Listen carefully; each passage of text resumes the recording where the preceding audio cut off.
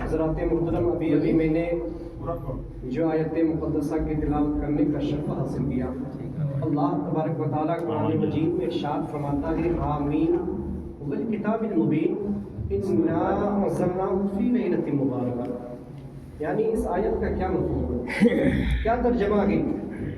تو اس آیت کا ترجمہ اور مفہوم یہ ہے کہ قسم اس روشن کتاب کی، یعنی قرآن مجید، قسم اس روشن کتاب کی کہ بے شک ہم نے اسے مبارک والی رات میں اتارا، رحمت والی رات میں اتارا، بخشش والی رات میں اتارا. اے ایمان والو، آج کی رات ہمارے لیے بہت ہی بہترین رات ہے. یہ رات ہر کسی کے قسمت میں نہیں ہے. آج کی رات عبادت کی رات ہے. ہمیں اور آپ کو چاہیے کہ آج کی رات فضول وقت میں نہ ملوث ہو جائے، فضول وقت میں اپنے ٹائم کو برباد نہ کر دیں، کیونکہ آج کی رات وہ مبارک رات ہے. جتنے بھی سال بھر کے گناہ آپ کیے ہیں، اللہ تبارک و تعالیٰ آج کے رات کے صدقے میں آپ کے گناہوں کو مغفرت فرما دیں گے. اس لیے آج کی رات ہمیں ویسٹ نہیں کرنا چاہیے. میرے پیارے آقا صلی اللہ علیہ وسلم کے پیارے دیوانوں، حدیث پاک میں ہے امیر المومنین حضرت مولا علی رضی اللہ تعالیٰ عنہ سے مروی ہے، ہمارے پیارے آقا صلی اللہ تعالیٰ علیہ وسلم نے ارشاد فرمایا کہ جب شعبان کی 15ویں رات، یعنی آج کی رات، جب شعبان کی 15ویں رات آ جائے تو تم لوگ رات میں عبادت کرو اور دین میں روزے رکھو. بے شک اللہ تعالیٰ اس رات میں دین ڈوبنے کے وقت سے آسمان دنیا پر تجلی رحمت کا نزول فرماتا ہے اور اعلان کرتا ہے کہ ہے کوئی بخشش چاہنے والا کہ میں اسے بخش دوں، ہے کوئی رزق کا طلبگار کہ میں اسے رزق عطا کروں، ہے کوئی مصیبت زدہ کہ میں اس کی پریشانی کو دور کر دوں. میرے پیارے آقا صلی اللہ علیہ وسلم کے پیارے دیوانوں، یعنی یہ رات بھر اللہ تبارک و تعالیٰ کی طرف سے اعلان ہوتا ہے. تو اس لیے آج کی رات بہت ہی مبارک اور رحمت والی رات ہے. میرے پیارے آقا صلی اللہ علیہ وسلم کے پیارے دیوانوں، آج کی رات میں ہمیں اور آپ کو کیا کرنا چاہیے؟ اللہ تبارک و تعالیٰ کی عبادت کرنی چاہیے، قرآن پڑھنا چاہیے، نفل نماز پڑھنی چاہیے، صلاۃ و تسبیح پڑھنی چاہیے. میرے پیارے آقا صلی اللہ علیہ وسلم کے پیارے دیوانوں، حضرت عبادہ بن صامت رضی اللہ تعالیٰ عنہ سے مروی ہے کہ حضور نبی کریم صلی اللہ تعالیٰ علیہ وسلم نے ارشاد فرمایا کہ اللہ تبارک و تعالیٰ نے تمام لوگوں کے لیے 5 وقت کی نماز فرض کی ہے. جو ان کے لیے اچھی طرح وضو کرے اور انہیں صحیح وقت پر خشوع اور خضوع کے ساتھ ادا کرے گا، اس پر اللہ تبارک و تعالیٰ کا وعدہ ہے چاہے تو اسے بخش دے اور چاہے تو اسے عذاب دے. یہ اللہ تبارک و تعالیٰ کی جانب سے ہے. میرے پیارے آقا صلی اللہ علیہ وسلم کے پیارے دیوانوں، حضرت عبداللہ بن مسعود رضی اللہ تعالیٰ عنہ ارشاد فرماتے ہیں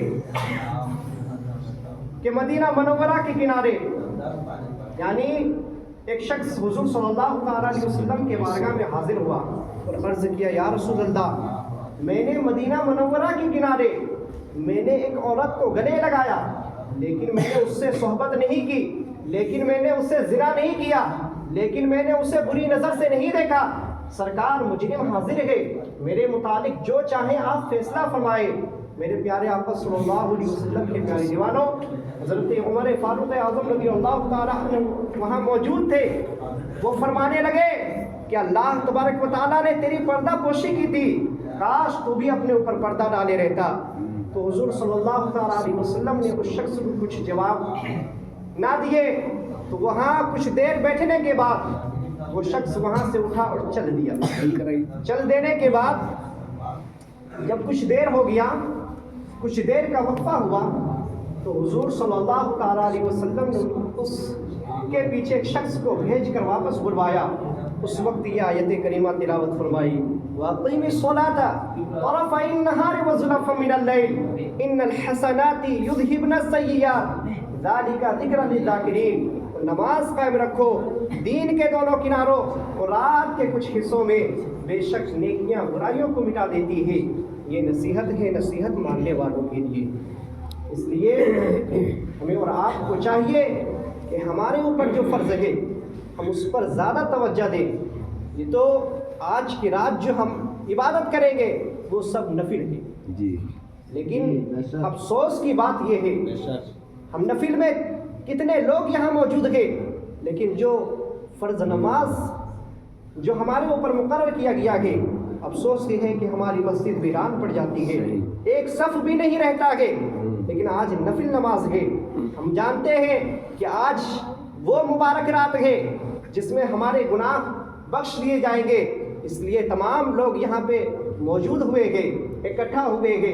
تو ہمیں اور آپ کو چاہیے کہ جب یہ نفل نماز کی اتنی ثواب دیا جا رہا ہے، ثواب لکھ دیا جا رہا ہے، تو بتائیے ذرا سوچئے فرض کا کیا عالم ہے۔ اس لیے سب سے پہلے جو ہمارے اوپر فرض ہے ہم اس پر زیادہ دھیان دیں۔ میرے پیارے آقا صلی اللہ علیہ وسلم کے پیارے دیوانوں، میں نے ایک آیت کریمہ تلاوت فرمائی تھی شروع میں، یخافون ربهم من فوقهم یفعلون ما یؤمرون۔ وہ فرشتے اپنے رب کے حکم سے ڈرتے ہیں اور انہیں جس چیز کا حکم دیا گیا ہے وہ وہی کرتے ہیں، ایک لمحہ بھی میری نافرمانی میں نہیں گزارتے۔ ذرا سوچئے، اللہ تبارک و تعالیٰ صرف فرشتے کو یہ نہیں بتایا ہے، ارے ہم انسانوں کو بھی بتائے ہیں، لیکن ہم کیسے انسان ہیں کہ ہم گناہ کبائر میں بھی ملوث ہیں، زنا کی طرف بھاگ رہے ہیں، جوؤں کے اڈوں میں بیٹھے ہوئے ہیں، شراب خانوں میں گھسے ہوئے ہیں۔ ہم ایسے انسان ہیں کہ ہم وقت اللہ تعالیٰ کو بھول بیٹھے گے۔ میرے پیارے آقا صلی اللہ علیہ وسلم کے پیارے دیوانوں، پڑھیں درود شریف، اللہم صلی علی سیدنا شفیعنا حبیبنا مولانا محمد بارک وسلم، صلو علیہ الصلوۃ والسلام علیک یا رسول اللہ صلی اللہ علیہ وسلم۔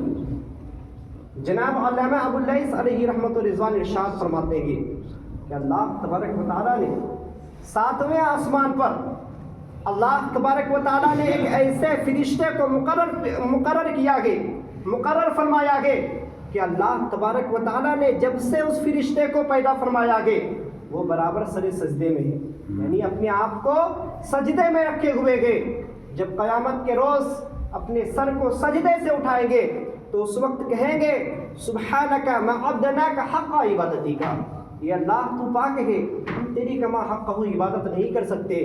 پھر اللہ تبارک و تعالیٰ قرآن مجید میں ارشاد فرماتا ہے یخافون ربهم من فوقهم یفعلون ما یؤمرون، اور وہ فرشتے اپنے رب کے حکم سے ڈرتے گئے اور انہیں جس چیز کا حکم دیا گیا ہے وہ وہی کرتے گئے، ایک لمحہ بھی میری نافرمانی میں ہی نہیں گزارتے۔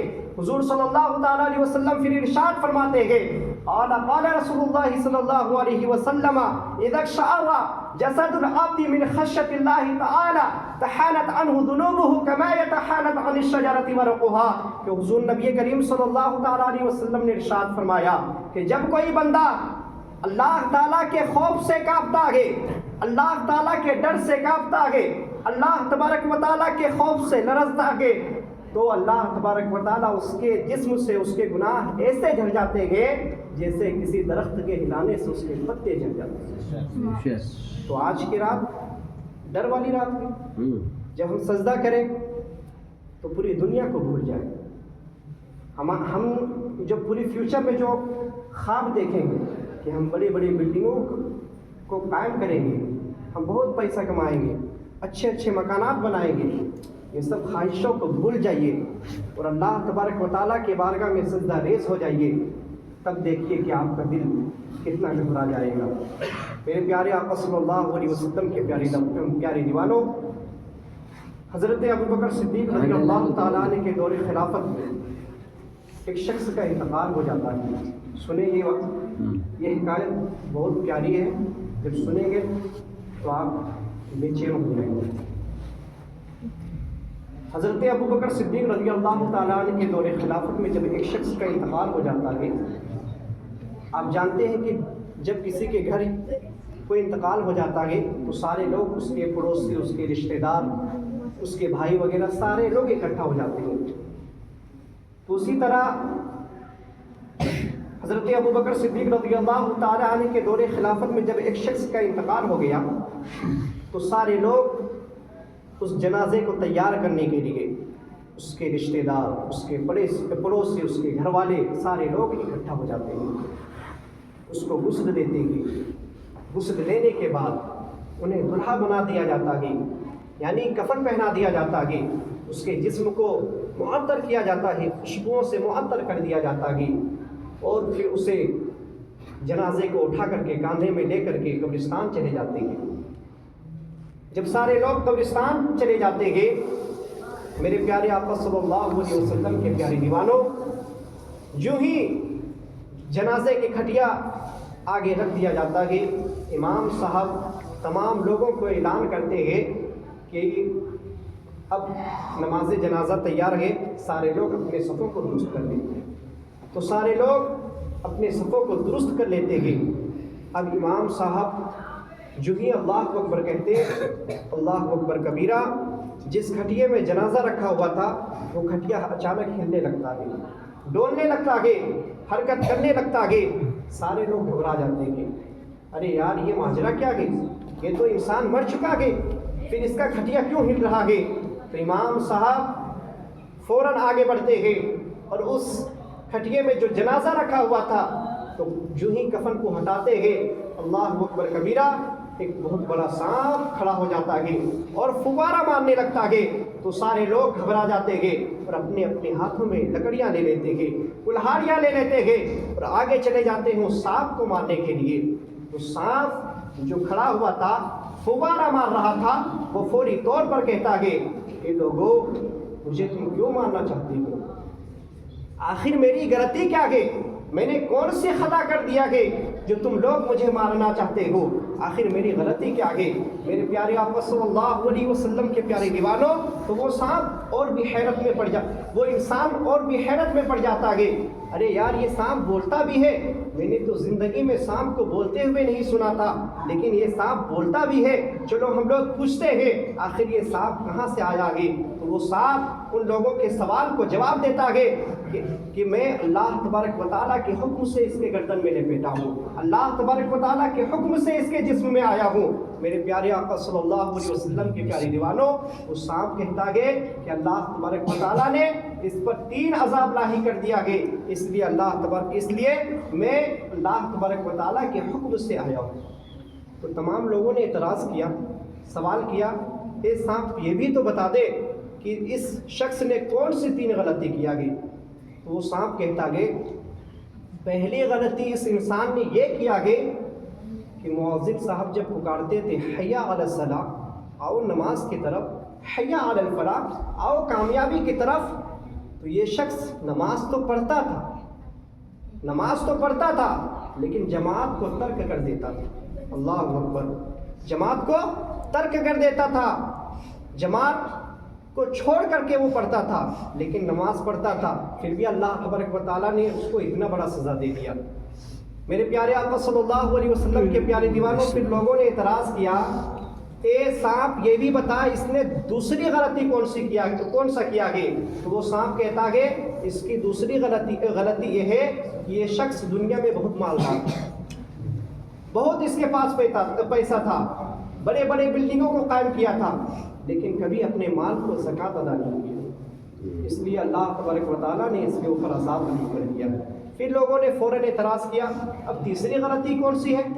تو وہ سانپ کہتا ہے کہ تیسری غلطی یہ ہے کہ جب علماء کرام ان کو نصیحت کرتے تھے، جب علماء کرام ان کو اچھی بات بتاتے تھے تو علماء کرام کی باتوں کو ٹھکرا دیتا تھا، علماء کرام کی باتوں کو نصیحت نہیں سنتا تھا، اس لیے اللہ تبارک و تعالیٰ نے ان کے اوپر عذاب لاحق کر دیا ہے۔